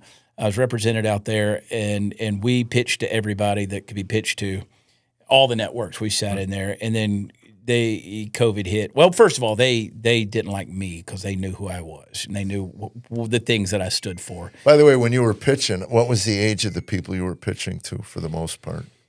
They were young. Yeah. They were young, and I can remember Roseanne had just done her thing about Valerie Jarrett, calling her Planet of the Apes, and then blamed it on Ambien. And I remember going in and sitting down in the conference room at ABC, and the girl reaching across, and she just kind of grabbed my hand, and she goes, "First question, have you ever taken Ambien?" And I go, see, that's some BS right there because you're immediately associating me with Roseanne because you know I'm a conservative. Well, again, that's the easy way out. It's the easy way out. Because I don't have to get to know you then. Yeah. And so they were immediately labeling me. I remember we went into Tom Werner's, they had everything from soap to the Cosby Show and we caught him right after lunch. And never pitch a show after lunch because they're yawning at you. And he's got this giant Obama table book there. Probably purposely. I mean, the guy had Who are we meeting with? Chad Prather. Bring out the Obama book. They did. And it's this thick. I'm like, this is a table. What do you call those things? The coffee table book. And so we go in there, and they go, Chad Prather. He goes, oh, I know who Chad is. This guy had his own bedroom in the Clinton White House. Right. Oh, I know who Chad is. Kind of sizes me up like this. So we go into the pitch, and he's like. It was like that. Well, then we get to CBS, where Tannenbaum had just had 11 seasons of 2.5 Men, which was a blockbuster. Right. And he's like, CBS will at least give us a script. He was ticked. He goes, my own network just rejected what I'm pitching. Right. Well, you have bitten into the cursed apple, my friend. I'm the wrong vapor for out here. Right. So. Well, it's interesting. When we were pitching in 2000, we would leave these meetings and look, and they were 25-year-olds, 26-year-olds. Yeah, they're all and I that said, age. explain television. Yeah. Because when I was 25 or 26, you put me in that position, it would be half-naked women or fully naked if I could get away with it, and sophomoric dirty jokes. That's where I was at. But I got really blessed one day. One of the older producers I had met back in New York probably 7 or 8 years earlier, he took a pitch meeting with us, and he says to me, are you some kind of Christian or something now? And I said, yeah, I am actually. And he goes, how does that happen? And I would, again, you're told when you go out there, wear your faith close to your vest. Don't share it. So anyway, I look at my management and they go ahead, tell them. So I do my testimony, and it was relatively new at that point. Mm-hmm. So I'm tearing up and choking. I mean, to think of what God's grace has done for me in my marriage and my home and what I could have lost, all of that. And basically the show was part of that, Yeah. And anyway, I look at him and this blank look, he goes, hi, what's the pitch? So we're leaving, and my manager goes, what was that? I go, that might save his life. Yeah. Who knows? 10 years from now, he could be up in the hills with a gun in his mouth, and that story I just told him hits his head. Hits him and goes, holy, I don't know. It's out of my hands. Right. But what an opportunity to share the gospel amidst all of that. I mean, you know what it's like. You go in there, and there's some kid walks in a room and goes, who are all these people? What are you doing here? What are you doing here? And then you get to me and they go, you're the only one that should be here. And you think, you rude little obnoxious twit. Yeah. And we would leave going, how did they get the gig? Yeah. Well, they know somebody, but it explained television to me. Again, it was always like, what's your pitch? And you know when I got the deal? Some guy came out. He was part of All in the Family. He was an older guy, 52. And we get a call from him. He was at a showcase. I bombed at the showcase. Have you ever done one of those at the Melrose Improv? Melrose, where you're like 20th out of 25 guys? Yeah. Just bombed miserably. And we get called out to L.A. for a meeting. And I said, I'm curious, why am I here? And he goes, I was at the showcase a couple weeks ago, and I don't even remember if you were funny or not. I go, I wasn't. That's why I'm wondering, why am I here? He said, all I remember is you smiled. And I remember leaning over to my assistant and going, I remember when comedians were relatively happy people. Right. So anyway, I get a development deal based on that. Right. Just because I walked on stage and I was smiling. Yeah. So there's no rhyme or reason to why anybody gets anything. No, there's not. And then we're in a meeting with HBO, having a great meeting. And then the head guy comes in and sits down. And the show is based on a stand-up comic who becomes a pastor. Right up my alley. Not the pastor part, but I'm a comic who's a Christian. Yeah. Anyway, that's why the writer of the thing reached out to me. So we're having a great meeting, laughing, cutting up. And in walks the head guy. He goes, what's the show about? And I said, stand-up comic becomes a pastor. He wants to get off the road, so he starts to pastor a church. And this guy goes, "Oh, yeah, we don't want to upset the church community." And I blurt out, "You piss them off 7 days a week." Right. And that was the end of the meeting. Yeah. That was it. It was just like everybody went, It's you know, so true, you don't though. talk to him like that. I mean, but come on. We're adults here. Yeah. At least just go, I don't want to do it, especially if it shows the church in a good light. Yeah. These people are funny, though. The Hollywood crowd, like, we were at lunch one day, and some executive was in there, and my manager at the time, he was like, "That's so-and-so, you know him." And they brought his food to him. The waiter brings the food, and you heard him. He goes, "What is this? What is this?" And he takes the plate in the restaurant and throws it over his shoulder like that. I was like, these are the people we're supposed to be pitching a comedy show to? Right. I was like, this is not for me. Not at all, man. And the cool thing is, and there are so many different platforms now to get it out. You don't need either coast. You really don't. And well, you look at what's going on right here in Nashville. Right. Everything's come to Nashville now. Yeah, Nate's production company, I think in the next decade, they're going to produce some really quality stuff. Yeah. And, he's taken over the world. Yeah. You know, Theo came here he came from California, went to Austin, and I think a lot of those guys discovered Austin ain't it. I mean, it's fine if you're in Joe Rogan's orbit, but right. Austin's a dump. Yeah, I'm going to Cap City.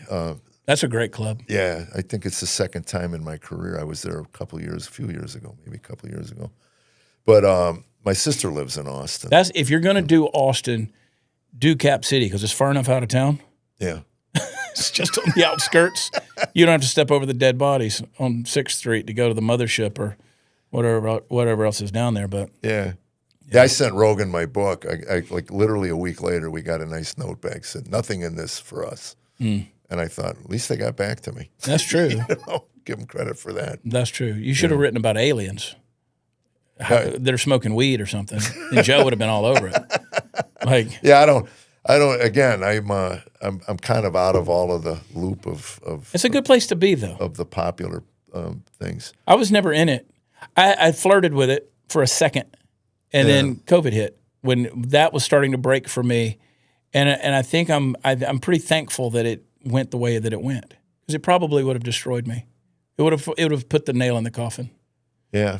And I think God has other things for me besides all of that. Did you allow that to define you? I mean, was that?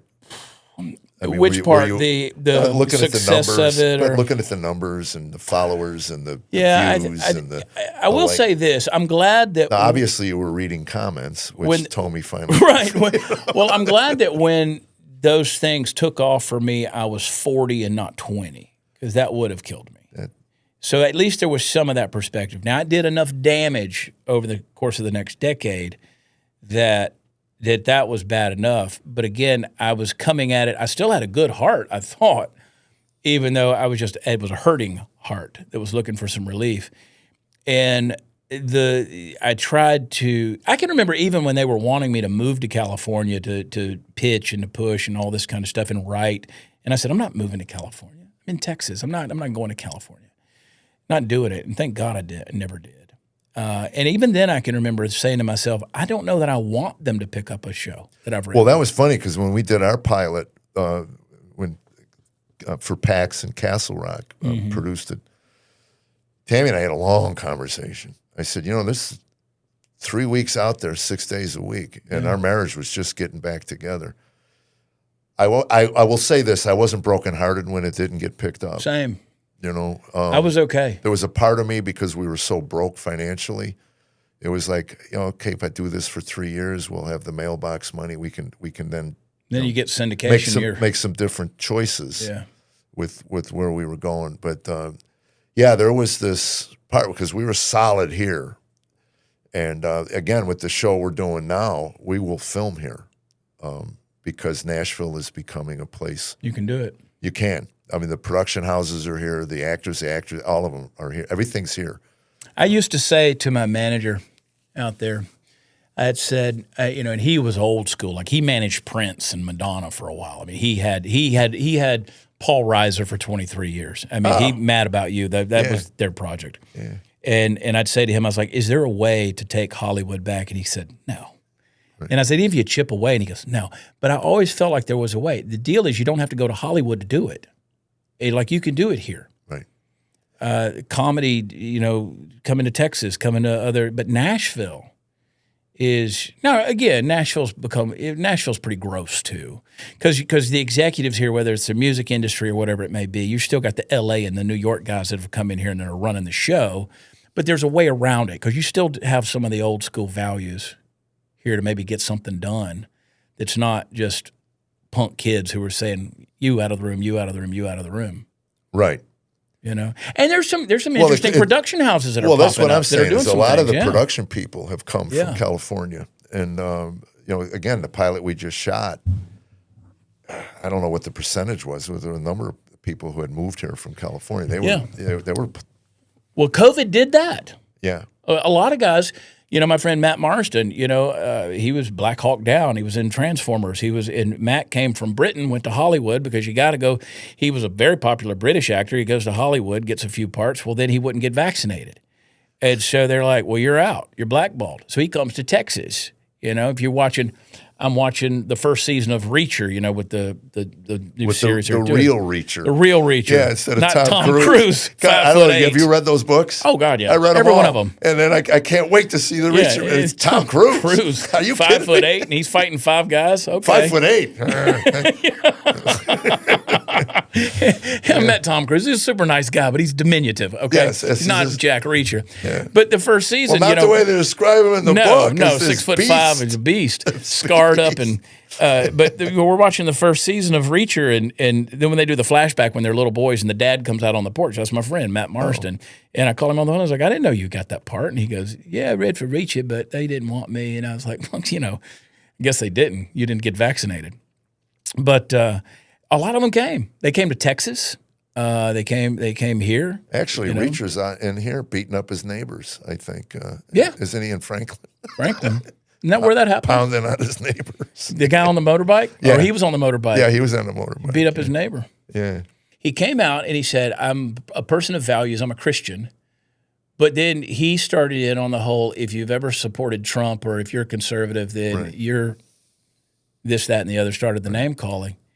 You can't be a Christian if you're this and that. It's like, again, that's not critical thinking.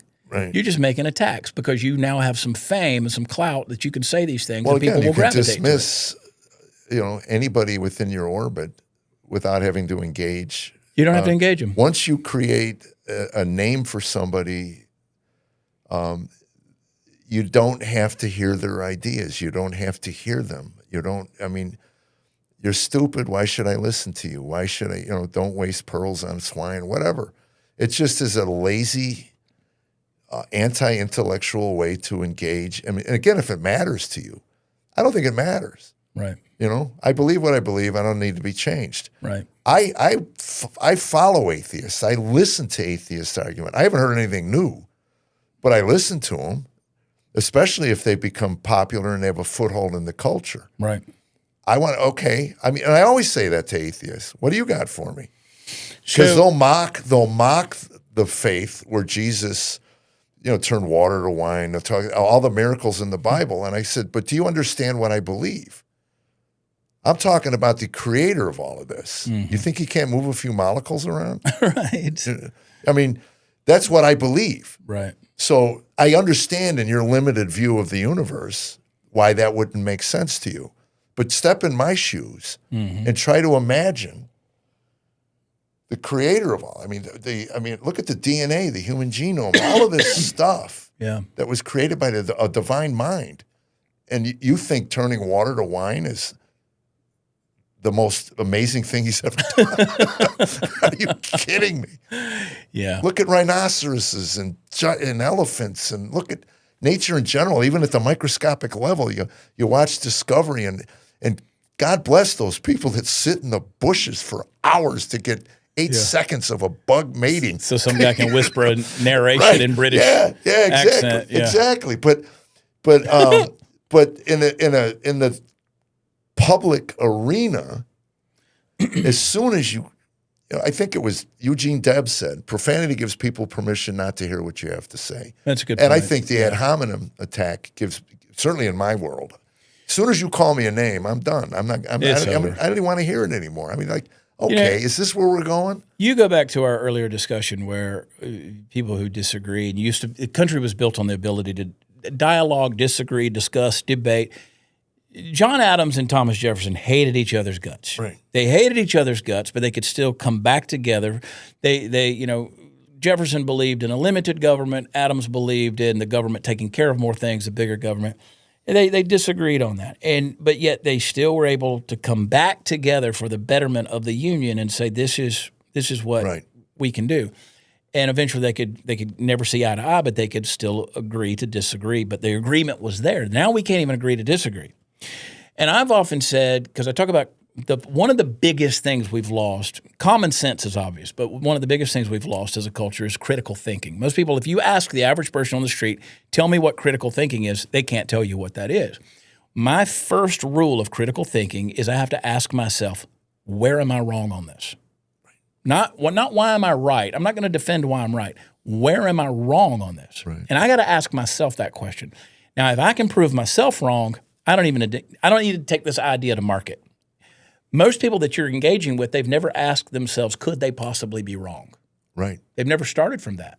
And therefore, we don't have the ability to debate because in their mind, they can't possibly be wrong. Well, and it's interesting, too, because they dig your heels in because your self-esteem is connected to the idea. Yeah, which brings you back to the inability to separate identity from the opinion. Absolutely. Yeah. And I worry that, I got wrapped up in the 90s. I lived that personally, and it almost destroyed my life. And again, this is back when it was just CNN. I'm talking about headline news, where there was no Fox, there was nothing.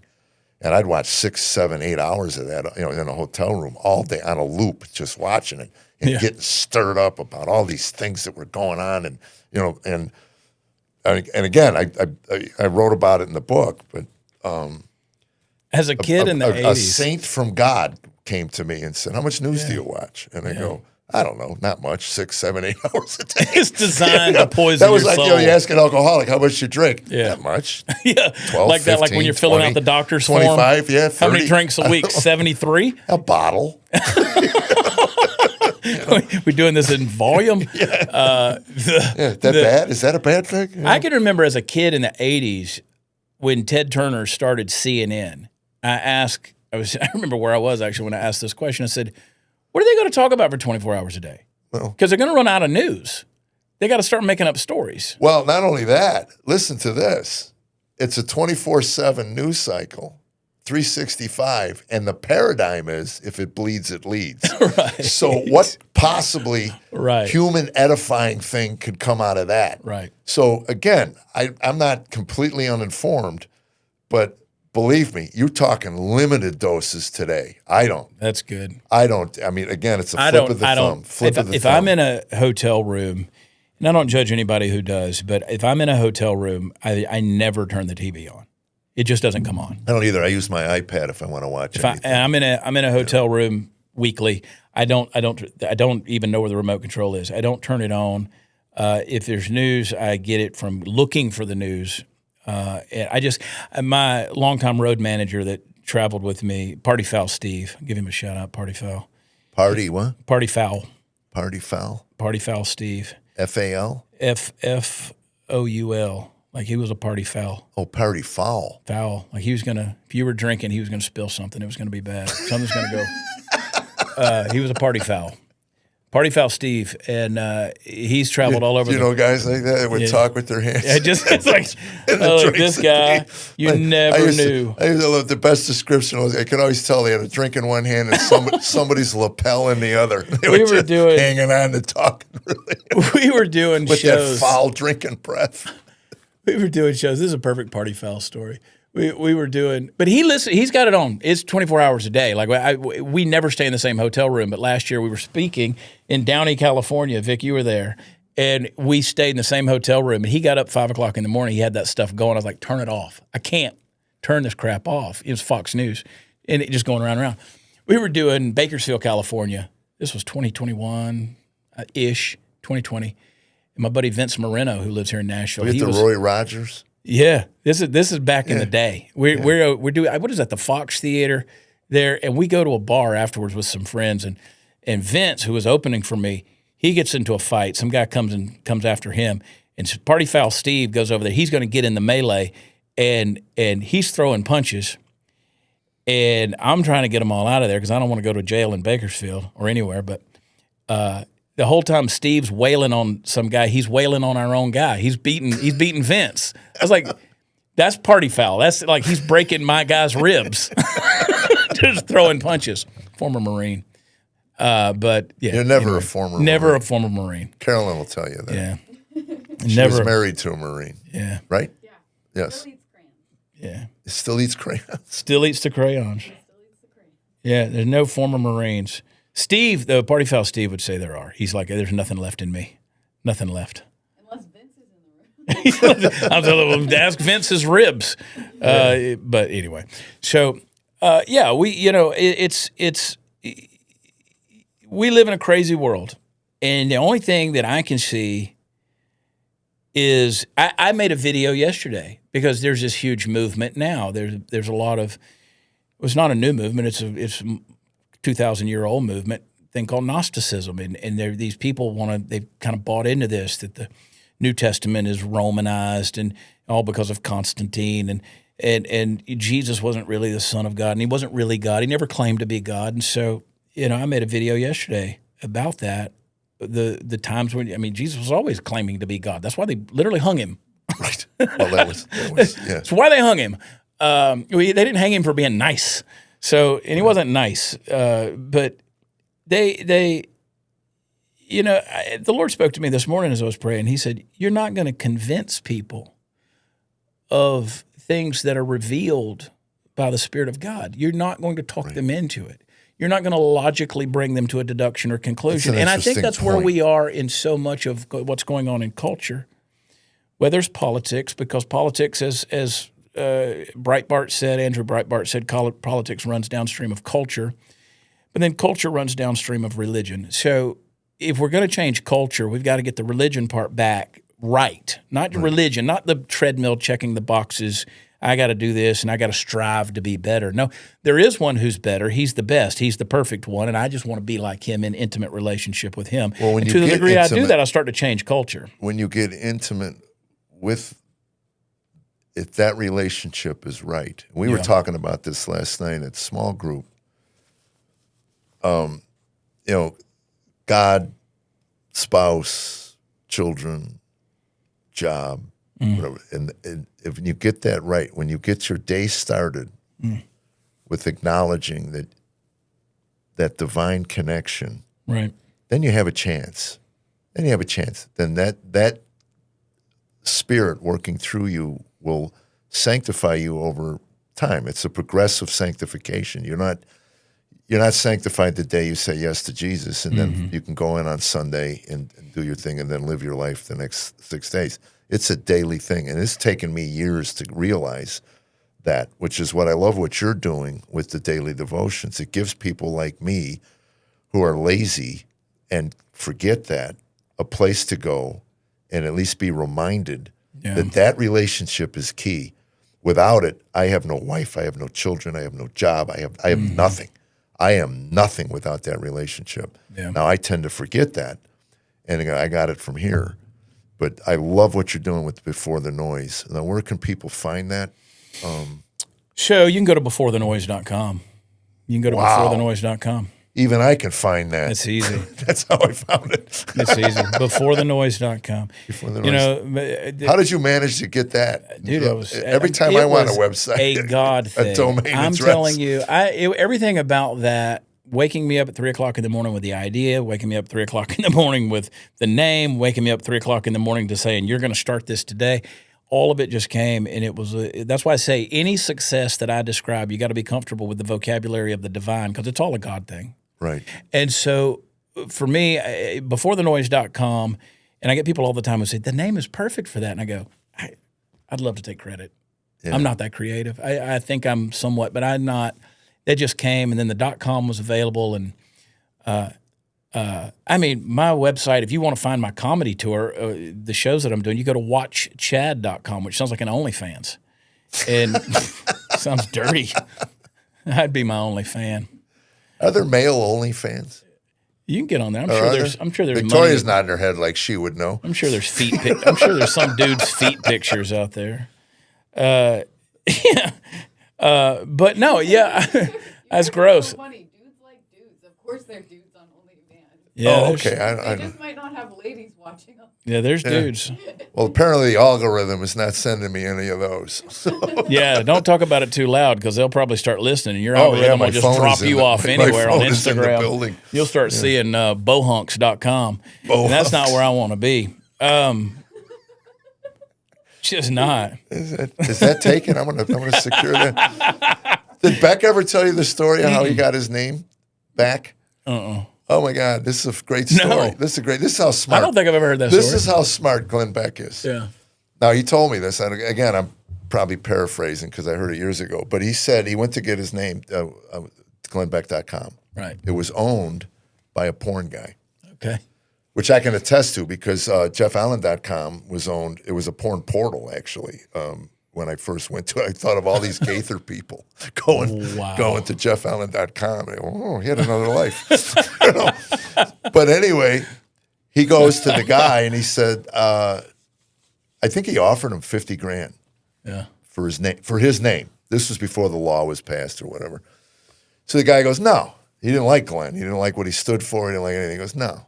So Glenn goes to a porn guy in Thailand and he says, if you can get this name, you got $50,000. Whatever you got it for like $5,000. Guy made $45,000. No off it. kidding. Yeah, gave it to Glenn, sold it to Glenn.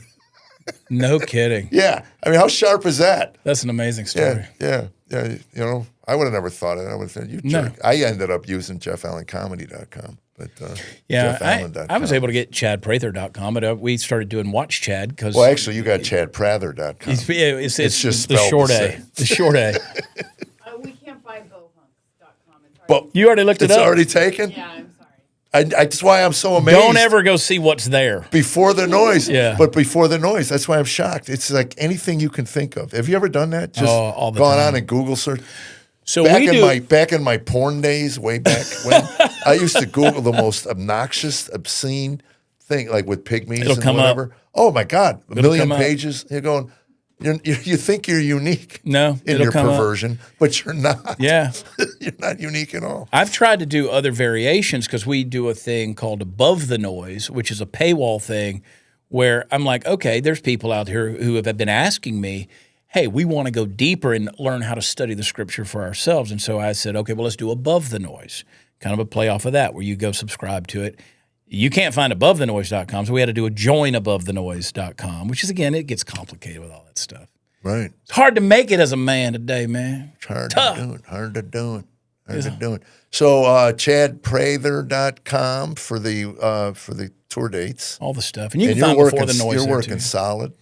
How many dates you doing I can do this as year? much as I want to do. Right. The difference is back when we were touring hard, we were 4 cities a week. I won't do that anymore. I'll go like this weekend to I Little would never Rock. do that. I ain't doing that again. We would do 250,000 miles a year in the air, and I just said I can't. You know, I used to have friends. Dudley Hall he said to me one time, I was in James Robinson's house. And he said, Chad, you can't do this forever. And I go, why not? Sure, I can. Right. Yeah, no, I can't. Well, I'm on my first final farewell tour. So, It's working for I'm George thinking Strait. about it. I'm thinking about Yeah. it. You know? Well, that's what I thought it was Cher. It was so funny. I just wrote a bit. It's not even a bit. I just popped in my head. When I got married, I told Tammy, I said, I'll forsake all others except Cher. Yeah, She was hot. yeah. Now every now and then she'll walk by with a picture of her and go, really? Yeah. If you could turn That's back why she time. needed Sonny. That's why she needed Sonny. Yeah, I'd Sonny go could have back. talked her off after 12 facelifts. Just said, you're not getting another She one. looks brutal. That's it. Yeah. Sonny looks better than she does. Yeah, Sonny's looking way better than Cher Got right such now. a morbid mind. And he hit a tree. I mean, that was I mean, a head injury to the tree. Yeah. But no, I can go out. I'll go do a weekend. Like I'll do tomorrow night, Friday night, Saturday night at this club, and then we'll go on. But see, we do music too. So I've got a band. My shtick, Really? Yeah, my shtick back in the day You a singer, was too? The thing was, when it first got started, I was like, I don't know if I can do an hour or whatever I needed to do, but I can play a guitar and I can sing and I can write stupid songs. And so why tell a joke when you could sing one? So I would take the guitar on stage with me. Then COVID hit, and my musician friends who couldn't go to work, I told them, I said, well, just come on the road with me and we'll do some stuff, because we can go to places like Wyoming where they've never heard of COVID, and people would show up, and then it turned into we'd sing harmony together, and that's turned into a thing. I should have called that band Chad Prather and the 1099s, because I can't get rid of those dudes at all. I mean, they're with me. Like they don't have to book anything. They just show up for music gigs a couple of times a month, and but that's a fun deal. We've turned it into comedy / real music, and have a lot of fun. So with you fly? Yeah, we did the tour bus thing for a while, but mostly flying. I'm doing the rare thing of actually driving myself this weekend. Yeah, like I said, 5 hours. I'll drive myself. But years ago, I opened for the Smothers Brothers in Kentucky somewhere, and Tommy was talking to Tommy Smothers backstage, and I said, I thought you guys retired. He goes, yeah, we go out twice a year. We rent a bus for 30 days in Nashville, drive to a golf course. Tommy plays golf, and we go to the show, drive to another golf course, do a show, drive to a golf course. Do you play golf everywhere you go? I can't that much anymore. It's like you're in, you're out. When I was doing weekends, like full we Friday, had some Saturday, time during Sunday, the day. I had time, yeah. Yeah, because did you ever get that question of people say, there's two questions you get as a comedian. People say, what do you do for a living? I've many times just want to just tell them I'm a plumber, because nobody wants to ask questions about that. But if you say, I'm a comedian, you do the comedy? And then it's, or do you like manage it? And I'm like, no. Well, that was so funny. Everybody wants to talk about that. Yeah, Tammy's, her friends. My wife showed dogs for years. Mm-hmm. So my kids were raised with two parents that had odd jobs. Right. So I never went to a dog show. I went to maybe 2 in 20 years, So they, bless her heart, she made up a husband. But they would find out, and say, can he make money at that? Can you all of that. And now that the profile's increased and I'm in their feeds every day and everything, they have a better understanding of, maybe he does make money at this. Yeah. I've gotten that, and then I've gotten the if you tell anybody you podcast, they're like, oh, that's nice. That's bless your heart. Can we help you in any way? Yeah, my line is, I do a podcast, but you have one too, right? Exactly. Everybody has a exactly. podcast. But I get that everybody asks you, what do you do? And I don't want to lie to them. You tell them, and then because I'm a musician, I'm an author, I'm a comedian, I'm a podcaster. So basically, I'm broke. I mean, on paper, I should be, and I'm fortunate enough. I've made a living out of all of it, and I'm very blessed in regards to that. But then the other question is, people say, what's your favorite city to go to? Like, there's not one. Right. You don't. I mean, now if you're playing golf, that's what I was going to ask you, because you might have a golf course you like to go to, but normally you're in and out. And you don't get to enjoy any other city. I try. I probably play more on the road than I do at home anymore. Mm-hmm. But I'm going to Roswell, New Mexico, a day early. I could play Saturday, but the golf course, actually where I'm doing the corporate show at, is at a golf course, and they're having an outing. Yeah, so I can't play. I may bring some clubs and practice. I mean, I just I'm like back being here to out play there. in 2 weeks, I think. Where are you playing? They told me, and I don't remember. It's Josh Allen, the quarterback for the Bills, is having a charity thing.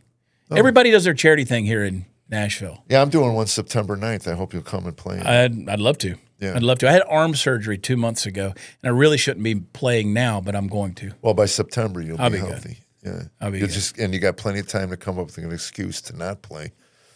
It's a Wednesday. So, I'll do it. Yeah, we'll do it. Well, I got to tell you, man, I could talk all day. I have really enjoyed this. I've been looking forward to this. Thanks for having me. I'm even more impressed getting a chance to sit across from you, and I was impressed prior to you getting here. So. Well, I've been a big fan of yours for a long time, and I shared not long ago the testimony bit that kind of resurfaced again on all that deal, and it's fantastic. I was watching it one morning before I was going live on Before the Noise. Victoria had actually shared it, and I'm just sitting there weeping. I'm like, my eyes are going to be so red through this whole deal. And I think I even talked about it on the show that morning. I said, you guys, if you haven't watched it, go watch it. I mentioned you on the podcast yesterday, It's said I was probably coming our, over. Tammy pointed it out to me. She said, I know you don't pay attention to this stuff, but your faith posts outview your comedy posts almost 10 to 1. People are starving for it. They're starving for something real and raw and honest. They're starving for truth. Yeah. And again, I would like to say, if you have not gone to Before the Noise, it might be early, but you archive them. And you can watch it anytime you want. Right. There were podcasts are offered as well. And you can go back, starting at the Book of John. Yeah.